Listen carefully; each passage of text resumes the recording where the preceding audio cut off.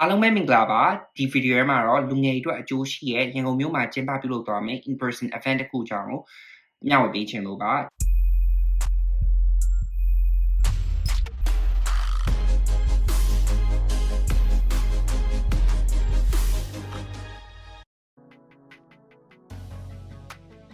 ဒီ event အကြောင်းအသေးစိတ်မပြောပြခင်ကိုမိတ်ဆက်ပေးပါရစေကျွန်တော်နာမည်ကတော့ပြည်သူခလို့ခေါ်ပါတယ်Thukha လို့ခေါ်လို့လည်းရပါတယ် Global Ukraine Exchange Program နဲ့ University of Southern Indiana USA မှာ Spring Semester တစ်ခုစာ Education Teaching Courses တွေကိုတွားရောက်သင်ယူခဲ့ပါတယ်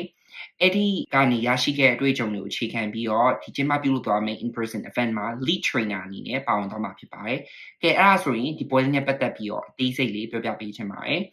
ဒီပွဲလေးရဲ့နာမည်ကတော့ Home to Abroad ဆိုတဲ့ event လေးဖြစ်ပါတယ်ဒီ event မှာဆိုရင်နိုင်ငံခြားကိုပညာသင်သွားခြင်းတဲ့ကျောင်းသားကျောင်းသူတွေပြီးသွားရင် academic ပိုင်းမှာအခက်အခဲမရှိစွာနဲ့ academic ပိုင်းမှာအောင်မြင်မှုတွေရရှိလိုတဲ့သူတွေအတွက်ဒီပွဲလေးကိုစီစဉ်ပေးလိုက်တာဖြစ်ပါတယ်ဒီပွဲလေးကိုတော့ Hyping Organization နဲ့အဓိကကြီးမှုချင်းမှာပြီးတော့ကျွန်တော်က lead trainer အနေနဲ့ကိုညီပါဝင်ပြီးတော့မှာဖြစ်ပါတယ်ပွဲမှာအဓိက focus ထားပြီးတော့ပြောမယ့်အပိုင်း၃ပိုင်းရှိပါတယ်ပထမအပိုင်းကတော့academic writing training ပေါ့နော်ကိုက IELTS TOEFL ဖြေဖို့ရှိတဲ့အခါမှာကိုရဲ့ writing ဒီအားကောင်းဖို့လိုတယ်ပေါ့နော်အဲ့အတွက်လိုအပ်မဲ့ academic writing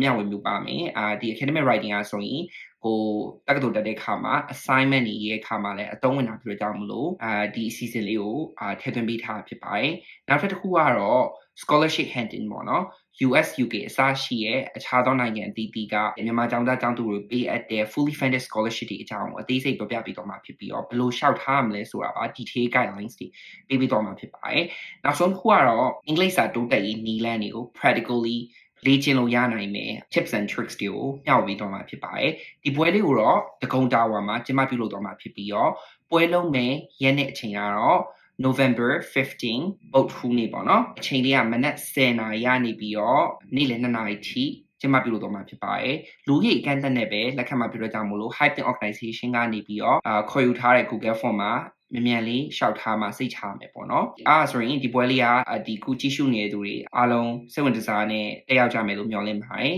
I'm looking forward to meeting all of you in this event thank you so much for watching this video till the end